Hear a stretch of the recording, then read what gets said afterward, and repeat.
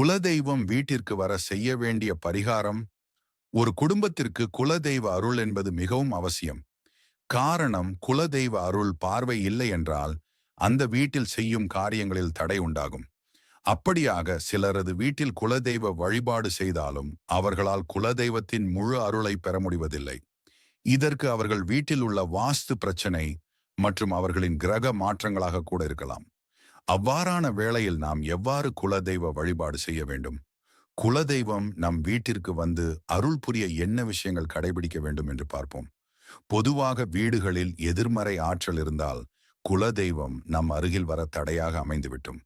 ஆக அவ்வாறு நீங்கள் உணர்ந்தால் வீட்டில் ஒரு கண்ணாடி டம்ளரை எடுத்துக்கொண்டு அதில் சுத்தமான தண்ணீர் ஊற்றி கொஞ்சம் மஞ்சள் தூள் போட்டு அதில் 3 மயில் இறகை உள்ளே வைத்து விடுங்கள். மயில் இறகு முருகப்பெருமான் அருளை கொடுக்கும் ஒரு பொருளாகும். பின்னர் அதனுடன் 3 வேப்பங்கொழுந்தினை வையுங்கள். இது அம்பாளின் அருளை பெற்றுத்தரும். பொதுவாக குலதெய்வத்தை அறியாதவர்கள் அம்பாள் அல்லது முருக வழிபாட்டை மேற்கொள்வார்கள். இந்த கண்ணாடி டம்ளரை யாருடைய கைகளுக்கும் எட்டாதவாறு வீட்டின் வரவேற்பறையின் மேற்பகுதியில் வையுங்கள். அனைவரின் கண்களுக்கும் இது தெரிய வேண்டும். டம்ளருக்கு மஞ்சள் குங்குமம் வையுங்கள்.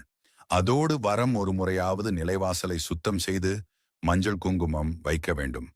மேலும் அதற்கு தினமும் பூஜை செய்ய வேண்டும். வீட்டின் நிலை வாசல் முக்கிய அங்கமாகும். அங்கு குலதெய்வம் வாசம் செய்வதாக ஐதீகம். இவ்வாறு செய்து வர நிச்சயம் வீட்டில் நடக்கும் மாற்றங்களை காணலாம்.